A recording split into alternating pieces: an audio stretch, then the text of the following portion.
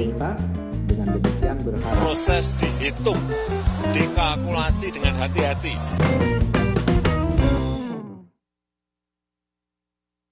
Oke, selamat bertemu lagi sahabat channel Ori ya. Pada malam ini kita bertemu dengan Pak Sekar Seta, Pak Saino, kemudian Pak Akbar. Tapi saya biasanya enaknya nyebut Bung Akbar gitu, karena selalu berbicara beliau itu selalu bergairah gitu. Saya ingat 45 kalau Bung Akbar bicara. Jadi kita akan membahas beberapa tema yang menarik setelah kita diskusikan. Ya, tema yang kita bahas adalah mengenai kebocoran data di Kementerian Komunikasi dan Informasi, di mana persoalan ini bukan hanya kebocoran semata, tapi juga menyangkut keamanan, keselamatan, dan reputasi sebuah bangsa. Apalagi data ini menyangkut data dari pribadi-pribadi ya, yang berpotensi untuk disalahgunakan oleh pihak-pihak yang tidak bertanggung jawab. Ya. Untuk mempersingkat waktu, saya coba memulai dengan sebuah pertanyaan. Sebenarnya apa sih yang terjadi di Kementerian Komunikasi dan Informasi itu? Karena sudah ada beberapa kali kebocoran dan itu cukup mengkhawatirkan, apalagi di era digital sekarang. Data is the king. Siapa yang memegang data, ialah yang menguasai permainan. Data ini, data pribadi yang berpotensi disalahgunakan oleh pihak-pihak yang tidak bertanggung jawab. Yang kedua, ya, sekarang ini adalah era perang data. Apabila data kita sudah dikuasai oleh pihak yang tidak bertanggung jawab, otomatis kelemahan sudah di tangan lawan. Ya. Bahkan saya sendiri pernah mengalami mendapat nomor telepon yang tidak dikenal, ditawari salah satu kredit, ya, yang padahal itu saya tidak pernah mengajukan segala macamnya. Sementara itu kan bukan hanya sekedar mengkhawatirkan, tapi sekali lagi ini juga akan menjadi pertaruhan kita masuk ke dunia digital, ya. Kita masuk ke dunia perang data. Kalau data-data kita ini sudah diacak-acak, sudah diobral ke sana ke sini bahasa kasarnya, otomatis apalagi yang bisa kita pakankan. Apalagi kan ini ada data-data pemilih, ya. Data pemilih ini ya, jumlahnya mencapai jutaan, ya. Dan kalau data pemilih ini nanti bocor ke tangan salah satu katakanlah pemilu misalkan, kan bisa diolah segala macam, yang pada akhirnya pemilu bisa berpotensi terjadi keributan atau tidak fair, ya, karena salah satu pihak sudah memanfaatkan data yang ada. Yang menarik ya, bagaimana komunikasi Joni ya, Joni Plate ya, gimana blunder lah. Ini tentu akan menimbulkan atau telah menimbulkan reaksi negatif dari para netizen. Maka perlukah kita mempertanyakan sejauh mana peran atau kehadiran negara dalam konteks ini. Negara harus hadir kalau menurut saya. Negara harus hadir, negara harus berbuat. Bahkan dananya itu kan cukup besar untuk pengamanan data tersebut. Kemana dana tersebut? Lalu bagaimana kita mengkomunikasikannya agar kembali ada trust? Karena ini kan akhirnya publik tidak menaruh kepercayaan, ya, atau kepercayaan publik tidak terlukai. Bayangkan data kita yang orang lain nggak perlu tahu bisa beredar kemana-mana.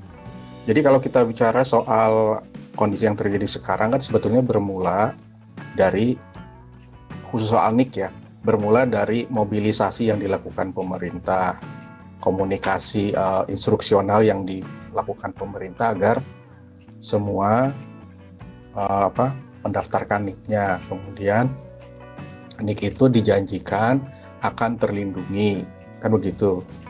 Padahal sejak awal juga yang menjadi pertanyaan keamanan datanya bagaimana kalau sampai kartu keluarga ada secara elektronik, kan begitu.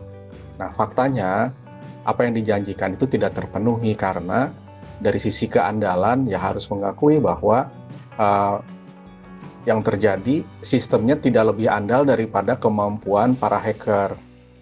Hacker ini kan kelompok yang kreatif sebetulnya.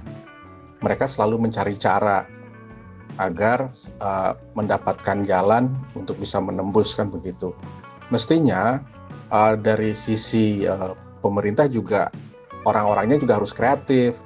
Kalau hacker kreatif untuk menembus, nah orang-orang IT di pemerintahan itu harus kreatif terus-menerus menebalkan pertahanan, dan ini adalah sebuah perlombaan yang tidak pernah akan berhenti. Sekali saja berhenti akan bobol, kan begitu. Dan faktanya sekarang ketika Bjorka muncul menjadi bintang ini, bintang dalam percakapan dimanapun, menjadi terbuka semua bahwa faktanya adalah ada ketidakmampuan dalam menjaga backbone atau pintu belakang dari sistem IT-nya sehingga bisa dibobol, kan begitu. Nah, sementara ketika menghadapi masalah seperti ini kan mestinya pendekatan komunikasinya adalah mengajak orang untuk bersama-sama menjaga, bukan menyerahkan kepada masing-masing untuk menjaga. Karena kalau komunikasinya menyerahkan kepada semua orang, tidak membangun commonness, tidak membangun kebersamaan, tidak membangun empati juga, yang ada adalah salah lo sendiri, kan begitu jadinya. Sementara instruksi misalnya mengganti password sering-sering kan itu sebetulnya instruksi umum. Dari sisi itu sebetulnya betul bahwa kita harus rajin, cuma pemilihan kata itu menjadi penting dalam komunikasi. Ketika awalnya sudah mulai dengan mengatakan ya jaga masing-masing, impresi atau kesan yang ditangkap di mana letak konsistensi pemerintah untuk menjaga keamanan data, kan itu. Kalau melihat dalam konteks bocornya data dengan hacker dari Bjorka, gue melihat ada dua hal yang perlu dipertajam. Pertama dari sisi keamanan. Keamanan itu memperlihatkan bahwa negara kita masih dikelola secara asal-asalan. Kenapa dibilang dikelola secara asal-asalan? Kejadian bocornya data dalam rentang waktu yang sangat singkat itu menandakan pemerintah atau otoritas yang menjalankan itu nggak becus. Nah, kalau kita melihat ke belakang, kenapa orang-orang itu tidak becus mengelola negara ini?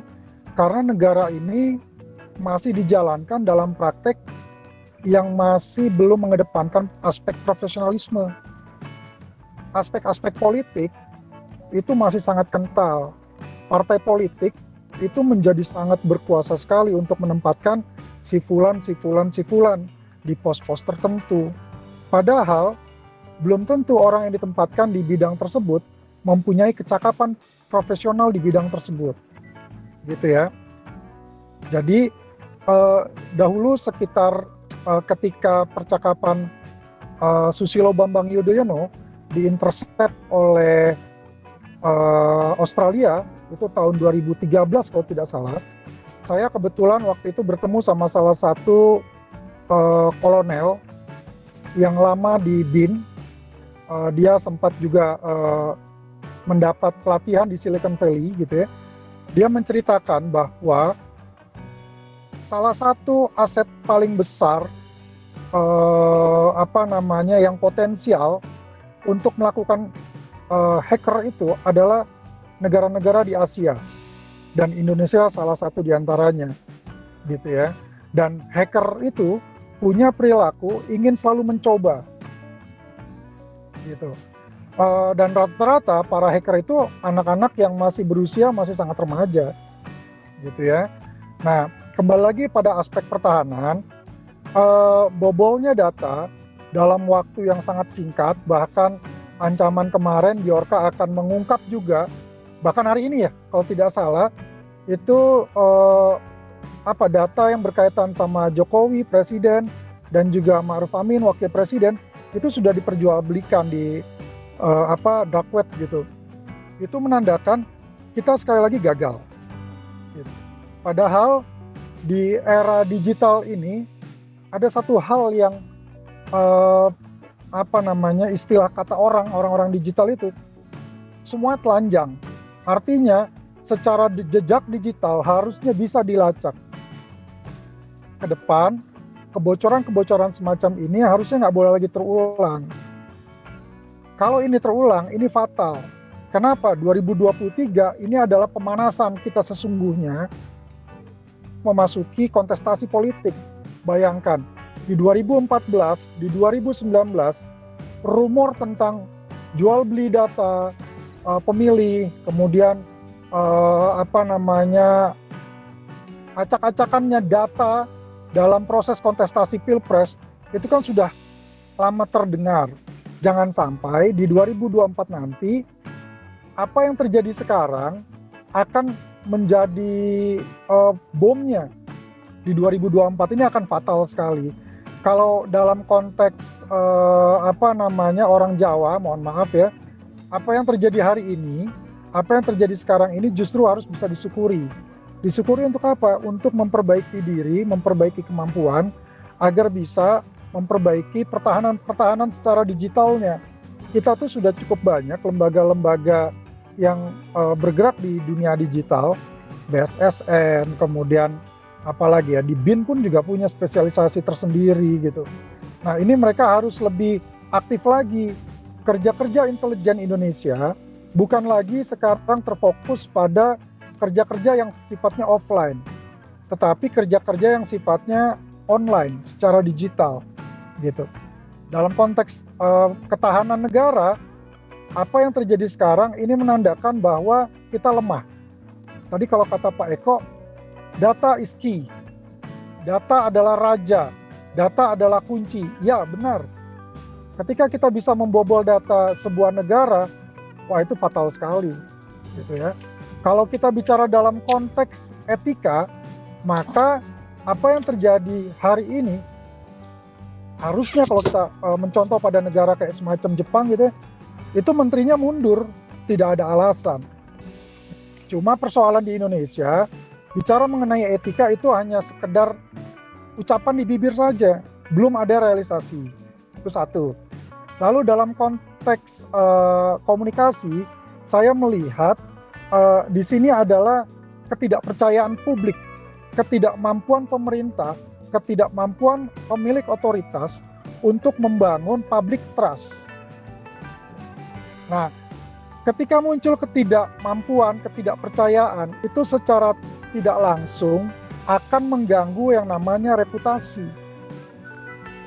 Bayangkan, ketika sebuah reputasi itu tercoreng, maka akan menjadi sangat sulit melakukan recovery.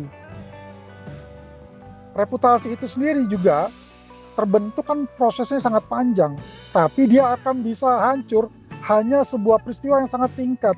Kalau kata pepatah, ibarat nilas titik rusak susu sebelanga, gitu. Nah, dalam konteks komunikasi, saya melihat pertama perlu ada coaching atau penguatan komunikasi dari instansi terkait, dari kementerian terkait, dari otoritas terkait untuk bisa menyampaikan hal-hal ketika kondisi seperti ini. Jangan enaknya aja melempar tanggung jawab kepada masyarakat. Itu keliru. Gitu. Apa yang harus dilakukan? Maka harus ada satu pintu yang berbicara. Gitu. Kebetulan misalnya ini memberikan contoh ya, pada saat Indonesia mau melakukan vaksin, saya termasuk salah satu orang yang dapat pekerjaan kecil-kecilan untuk membantu negara membangun narasi ke publik apa yang harus mereka lakukan. Waktu itu vaksin masih mendapat penolakan yang luar biasa. Ya kan, pertama belum ada unsur kepastian. Yang kedua, muncul isu-isu yang sifatnya sentimen identitas. Misal, wah kalau pakai vaksin ini maka nanti haram dan lain sebagainya.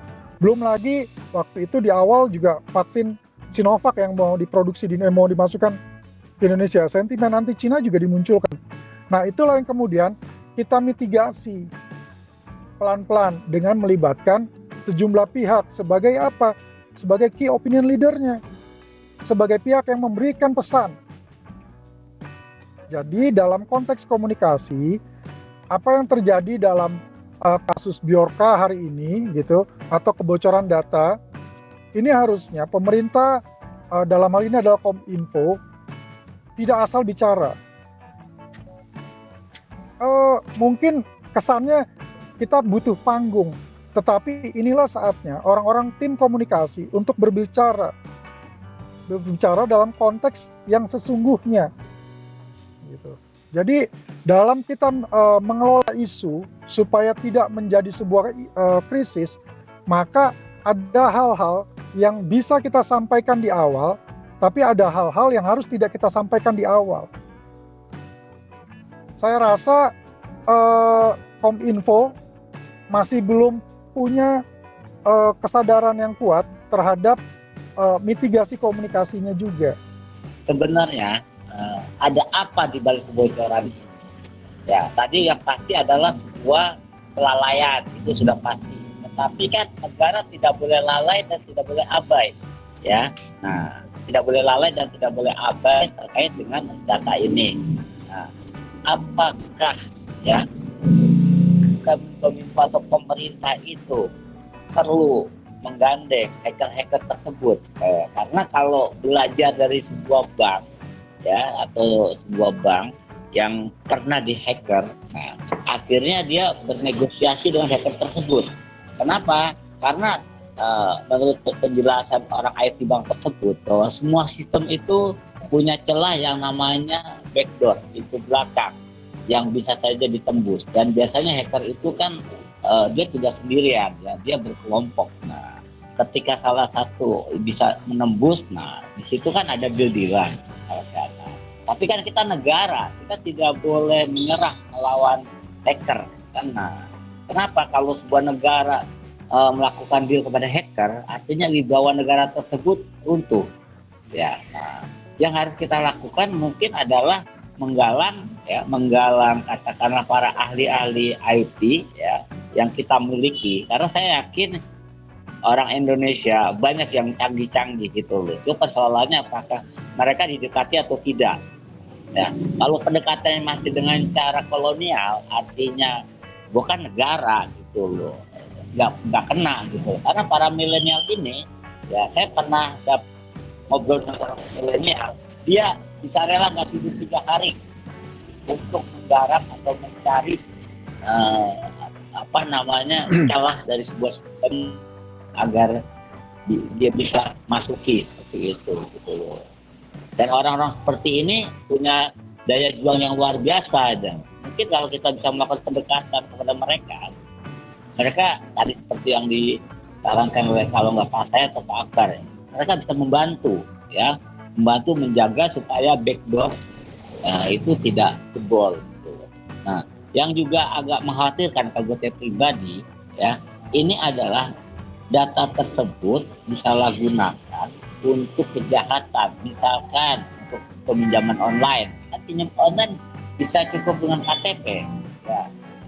Jangan sampai lah data saya dicuri, ya kan? Kemudian orang pinjam online, tiba-tiba sudah akad saya yang ditagihkan, repot juga. Itu contoh kecil.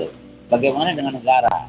Padahal alokasi, ya, untuk pengamanan sistem itu pasti ada. Gitu. Kalau nggak salah 17 miliar atau apalah, mungkin bisa di cross check lagi lah angkanya, tapi cukup besar lah. Karena tidak mungkin di era digital ini pemerintah mencoba mendigitalisasi tapi tidak ada dana untuk pengamanan, ya kan?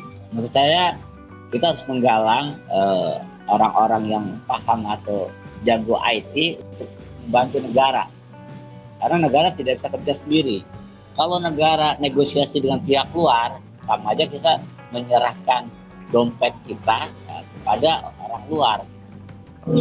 Dalam konteks yang terjadi hari ini, bukan karena pada aspek ketidakmampuan negara mengelola keamanan digitalnya. Jadi begini, ketika ribut-ribut soal apa ya, waktu 212 atau ahok-ahokan yang kencang-kencang itu kan juga ada ya yang mengancam akan membongkar sesuatu gitu loh di dark web, kemudian muncul menjadi sebuah pemberitaan. Nah, teman-teman yang bergerak di dunia ini adalah orang-orang independen. Mereka tidak akan pernah bisa dirangkul. Kasus misalnya Edward Snowden, ya, itu dia adalah orang independen. Di dunia mereka, di dunia bawah tanah, di dunia pergerakan, itu adalah orang-orang yang tidak akan bisa dan tidak akan mau ketika melihat kezoliman, ketika melihat otoritarian dari sebuah negara, dari sebuah pengelola negara, mereka akan duduk bareng, nggak akan pernah terjadi itu. Nah, dalam konteks yang terjadi hari ini mengenai kebocoran, saya melihatnya dalam konteks ini adalah bagian dari test case menjelang 2024. Dalam hal ini adalah ini bagian dari setiap kader-kader partai untuk memperkuat mengkonsolidasikan kelompok-kelompok mereka dengan kelompok-kelompok yang lain. Saya melihat misal dalam kasus minyak goreng kemarin, itu sangat kental sekali urusan politiknya. Nah, dalam kasus ini pun, ini dugaan saya ya, bisa jadi salah juga gitu. Tapi dalam analisis ngawur gitu, ini juga cara untuk mengganggu kekuatan Nasdem. Kalau tidak salah kan Johnny G. Plate ini kadernya Nasdem ya? Ya, dari Nasdem. Ya, jadi Nasdem kan juga sudah mengambil sikap yang tegas ya terhadap penguasa yang sekarang ini untuk kontestasi 2024. Maka kader mereka yang memimpin sebuah kementerian itu pun juga tidak lepas dari gangguan. Nah, tadi saya bilang kita dalam menjalankan negara ini tidak dikelola oleh orang-orang yang cukup profesional. Kita semua untuk menjalankan roda pemerintahan ini masih syarat dengan unsur orang-orang politis yang secara kemampuan rasanya masih banyak orang yang lebih baik daripada mereka semua. Jokowi ketika awal-awal 2014 itu berjanji akan menempatkan orang-orang profesional di lembaga-lembaga yang akan dipimpinnya. Tapi kenyataannya kan nggak seperti itu. Jadi kalau saya melihatnya begini Pak Eko, untuk merangkul para aktivis dunia maya ini itu nggak akan semudah membalikan telapak tangan, bahkan bisa dikatakan akan tidak bisa diwujudkan. Karena mereka ini adalah kelompok-kelompok independen. Dan mereka melihat banyak hal yang harus diperbaiki oleh negara ini.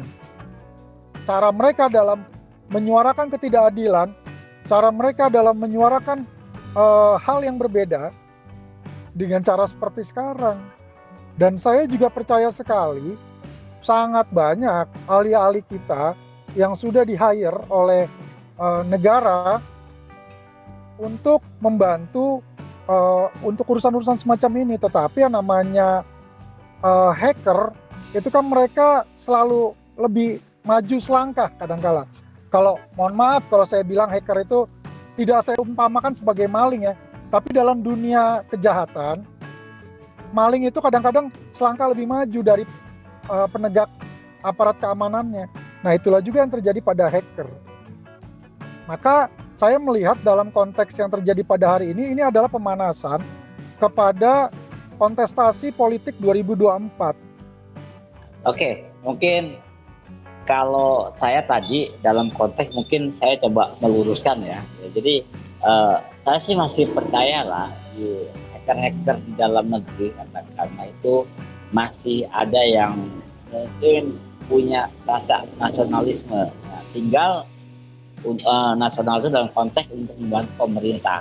Karena saya katakan di awal bahwa kebocoran data sebuah negara itu kan menyangkut integritas sebuah negara, dan maka ketika ada hacker-hacker yang mungkin dalam tanda kutip dia masih punya nasionalisme dan istilahnya pendekatannya juga tepat, ini kan tergantung pendekatan pemerintah nih kepada mereka gitu. Karena di Indonesia banyak orang yang pintar tapi dipintari ya, atau dalam tanda kutip mungkin tidak maksud saya tidak dianggap lah, sehingga mereka lebih senang bekerja di luar negeri gitu loh.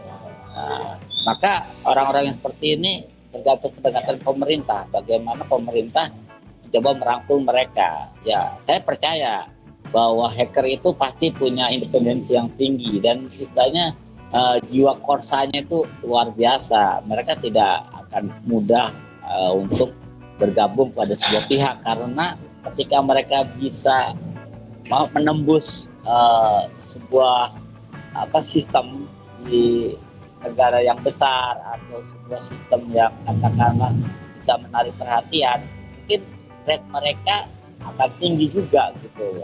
Dalam tanda kutip prestis mereka, kebanggaan mereka akan tinggi. Jadi sekali lagi tetap harus ada keseriusan dari pemerintah supaya kebocoran data ini tidak terulang lagi. Jangan sampai negara abai, lalai dalam menjaga data.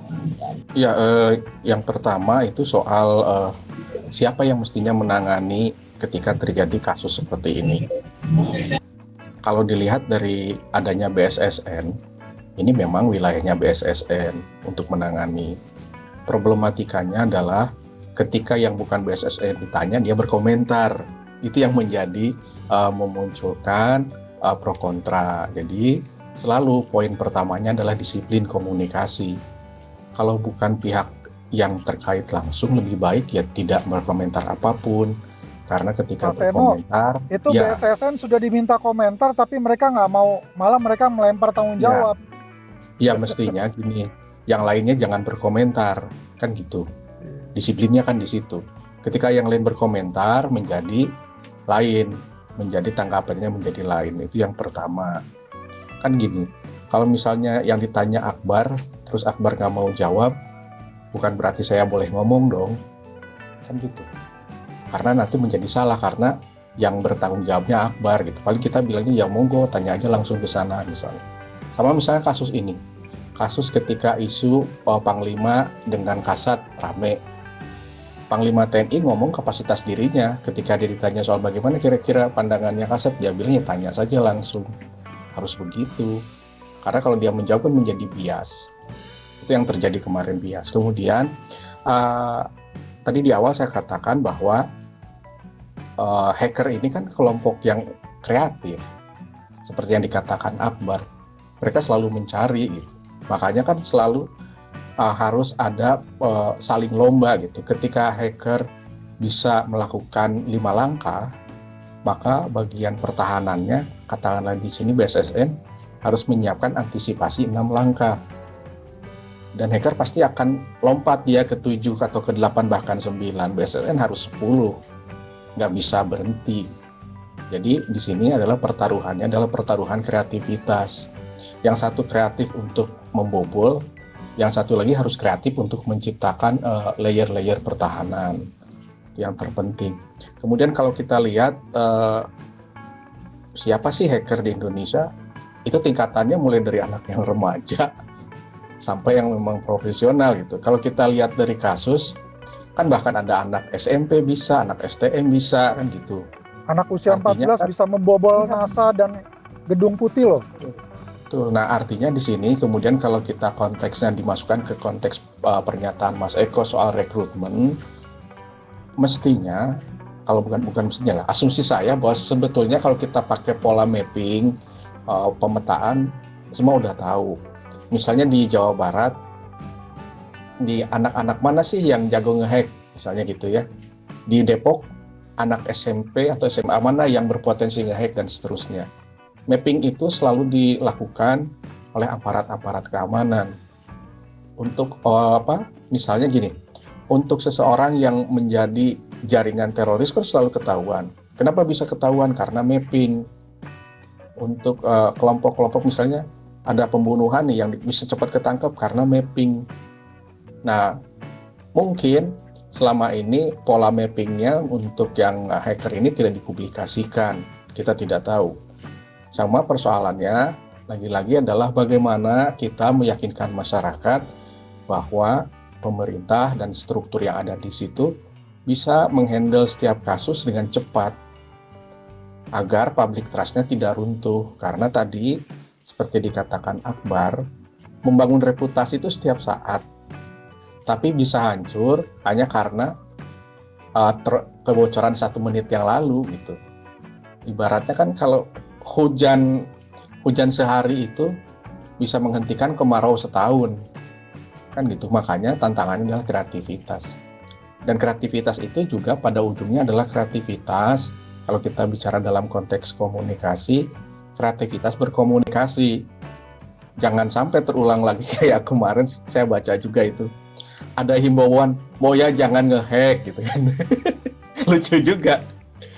Hacker itu Jangan menyerang gitu. Iya, jangan menyerang. Hacking itu kan aktivitas teknis. Aktivitas teknis itu bisa macam-macam. Janganlah aktivitas teknis ini dihadapi dengan pernyataan normatif etis gitu. Nggak bakal ketemu. Makanya kan muncul kalimat kemudian you are idiot. Kan malu gitu. Karena itu serangannya serangan teknis, ya harus dilawannya secara teknis juga. Nggak bisa dengan imbauan. Karena mereka ya tadi saya bilang mereka kelompok kreatif. Kalau bahasanya Akbar, mereka kelompok independen. Ya mereka punya jalan berpikirnya sendiri. Ya, Kalau ngelihat ini kan harusnya ya memang kemarin itu mungkin seperti yang kemarin bahasan kita kemarin Pak Say. Sebenarnya siapa yang harus kalau ada isu-isu seperti ini, siapa yang harus memberikan pernyataan gitu ya. Kalau dulu kan ada zamannya Pak Harto itu kan selalu Pak Harmoko yang memberikan pernyataan-pernyataan untuk komunikasi ke publik gitu ya. Jadi mungkin kan diharapkannya si Kominfo ini kan mungkin masyarakat juga melihatnya bahwa Kominfo ini sebagai Kementerian Informasi gitu ya. Informasi dia. Mungkin dan masyarakat kemarin saya baca strukturnya ada loh, Direktorat Jenderal Informasi dan Komunikasi Publik. Nah, di Kominfo. Berarti kan benernya masyarakat juga berharapnya, apalagi kan itu berarti paling enggak kan orang-orang yang memang punya keahlian di bidang itu gitu ya. Makanya kan masyarakat itu mungkin mulai jenggangnya kenapa pernyataannya seperti itu gitu ya. Menyalahkan masyarakat lah, istilahnya memberikan sesuatu jalan keluar yang nggak sesuai dengan mengganti. Masanya kemarin sampai kalau nggak salah kan yang pernyataannya menteri itu mengganti OTP gitu ya. Ya. Jadi istilahnya loh, menteri aja nggak tahu bedanya password sama OTP gitu. OTP itu kan bukan password ini. OTP kan dikirim dari providernya. Baru itu kita kan jadi mungkin masyarakat juga mungkin kan sampai hackernya mungkin juga ikutan jengkel kan itu ya. Kalau saya malah menangkapnya bukan jengkel, mungkin dia geli. Iya. Jadi gini, tinggal gitu. Untuk kepanikan. Jadi lagi saya ingin berbagi sama paling tidak yang sedikit saya ketahui bahwa mapping terhadap potensi-potensi hacker di Indonesia itu dilakukan secara rutin setiap tahun. Kalau tidak salah setahun 2 kali oleh sebuah lembaga yang namanya Badan Intelijen Negara. Gitu. Mereka melakukan dengan berbagai macam cara, mulai dari lomba, mereka juga aktif di dark web gitu ya. Kemudian mereka sudah tahu, dan usia-usia yang berpotensi melakukan itu adalah anak-anak yang masih usia sekolah, gitu. Artinya usianya masih belasan tahun. Lembaga intelijen kita, saya percaya mereka sudah tahu. Cuma sekali lagi, yang namanya maling itu selalu 2 langkah ke depan. Nah, bagaimana caranya untuk hal-hal semacam ini? Coba deh kita renungkan lagi, kita lihat lagi. Bocornya data ini kan muncul ketika kita menjelang mau menaikkan harga BBM. Ya, selalu saja ketika ada insiden-insiden besar di negara ini, atau peristiwa-peristiwa atau momen-momen besar, itu kelompok-kelompok independen, mereka mempunyai jalannya masing-masing untuk menyuarakan, hello, negara nggak adil loh kepada masyarakat. Jadi ketika negara ini masih belum menjalankan hukumnya secara benar, masih menjalankan hukumnya secara tebang pilih, maka kelompok-kelompok semacam ini akan selalu muncul. Kalau di permukaan kan enak kita melihatnya, misal demo BEM, wah udah gampang mitigasinya. Tapi ada juga anak-anak muda yang melakukan dengan cara hacker semacam ini. Nah, kebetulan yang dipukul adalah Kominfo. Nah, pertanyaan berikutnya adalah dalam kondisi krisis, ini belum masuk ke dalam kondisi fase krisis ya, ini mulai masuk pra-krisis. Maka harusnya lembaga-lembaga terkait itu berkonsolidasi. Saya merasakan secara langsung ketika berinteraksi sama lembaga yang namanya pemerintah, konsolidasi itu menjadi hal yang sangat berat. Ego sektoral itu menjadi tantangan besar. Makanya di setiap kementerian, di setiap lembaga negara itu ada yang namanya tenaga-tenaga ahli. Tenaga ahli ini adalah orang-orang profesional yang dilibatkan di lembaga-lembaga tersebut. Bahkan sekarang ini hampir semua aktivitas-aktivitas teknis ya untuk merancang strategi dan lain sebagainya itu melibatkan pihak-pihak ketiga. Tapi persoalannya adalah ketika terjadi hal semacam ini kan yang membedakan zamannya Orde Baru sama sekarang ya. Atau nggak usah jauh-jauh lah, zamannya SBY sama sekarang. Zamannya SBY, proses komunikasi itu nggak ancur-ancuran. Kalau sekarang semua orang bisa bicara di level menteri, di level eselon 1, atau di level pimpinan lembaga tertentu gitu. Nah, menjadi sangat penting PR ke depan buat pemerintah adalah sudah sepatutnya memaksimalkan para tenaga ahli, tenaga-tenaga profesional yang memang sudah mereka bayar dengan mahal. Atau kalau tidak ada juga, maka menjadi kewajiban bagi setiap pejabat eselon 1 atau menteri itu untuk mendapatkan pelatihan komunikasi. Saya pernah memberikan pelatihan komunikasi buat pejabat eselon 1 di Kemenkes. Nah, kesadaran mereka untuk bersikap ketika terjadi sesuatu yang di luar dugaan, itu kelihatan sekali mereka nggak siap. Ada yang no comment, nggak mau berkomentar, lempar tanggung jawab ke sana kemari, yang pada akhirnya membuat isu itu jadi kemana-mana. Ketika isunya sudah tidak bisa dikelola dengan baik, maka itu akan memunculkan kerusakan. Nah, dalam kondisi yang terjadi dalam kasus Kominfo ini, kebocoran data ini, rasa-rasanya bahwa para akademisi, para praktisi komunikasi harus mulai menyuarakan, harus mulai memberanikan diri. Pemerintah kita ini harus punya satu orang juru bicara. Kita itu misalnya KSP punya lembaga sendiri untuk berbicara. Kemudian dulu ada namanya juru bicara juga. Di setiap kementerian ada juga. Yang pada akhirnya itu tidak efektif. Zaman Orde Baru itu satu pintu semua. Kita belajar juga lah misalnya dalam contoh kasus COVID. Itu contoh kasus COVID itu contoh belajar komunikasi yang sangat baik. Gitu ya. Kenapa saya bilang contoh yang baik? Di awal-awal menjelang COVID itu masuk ke Indonesia, itu semua pejabat negara tuh bercanda. Ya, mengolok-olok. Ada yang ngomong cukup dengan minum jamu apalah itu udah bisa berjemur itu udah aman gitu. Tapi ketika dia sudah memang benar-benar ada, ya, maka yang dilakukan apa? Bikin satgas. Tujuannya apa?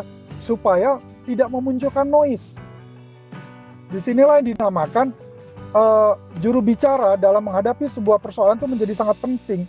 Nah, ketika kita bisa mengukur di mana eskalasi tingkat kerusakan, di mana tingkat eskalasi ini sudah masuk fase prakrisis, krisis, disitulah kemampuan para lembaga-lembaga terkait itu untuk menilai. Kalau memang, woi, ini kebocoran data ini bukan main-main loh, maka harusnya pemerintah segera membentuk satgas. Untuk apa? Untuk ada yang menjadi juru bicara. Publik itu ingin tahu kenapa bisa terjadi. Apalagi di era digital seperti sekarang ya, yang begitu cepat pergerakan informasinya. Ketika kita salah dalam menyampaikan pesan, ya akhirnya dibilang, you are stupid. Itu sangat memalukan sekali. Netizen kita itu kan luar biasa sekali pinternya.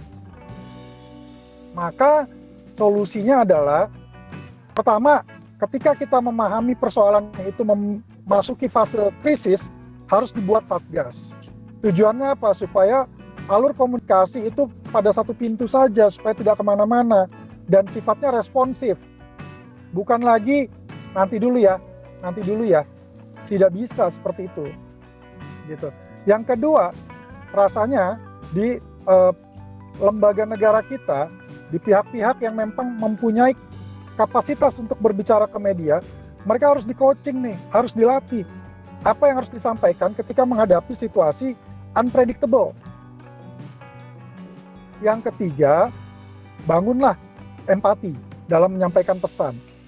Bukan melempar tanggung jawab, bukan membangun lagi sebuah celah, ya, jeda antara ekspektasi publik dengan realitas yang terjadi itu semakin menganga besar. Itu sih sebagai sebuah kata kunci dari saya yang sebenarnya juga nggak ngerti-ngerti banget sih soal komunikasi. Begitu teman-teman. Yang terpenting itu harus ada orang atau pihak yang menghandle satu pintu agar semua masalah bisa tidak menimbulkan masalah baru. Dan empati itu penting, karena dengan empati partisipasi publik akan semakin luas, bukan sebaliknya. Kalau tidak ada empati berarti kan masyarakat malah jadi tidak menjadi antipati, tidak simpati. Kayaknya pemerintah harus yang jangan terlihat main-main gitu ya, harus serius untuk menanggapi hal-hal kayak gini ya. Maksudnya masyarakat juga melihat bahwa kita ini diurusin gitu ya, nggak dibiarkan gitu datanya tersebar kemana-mana, kayaknya malah kayak nggak ada tanggung jawabnya gitu ya.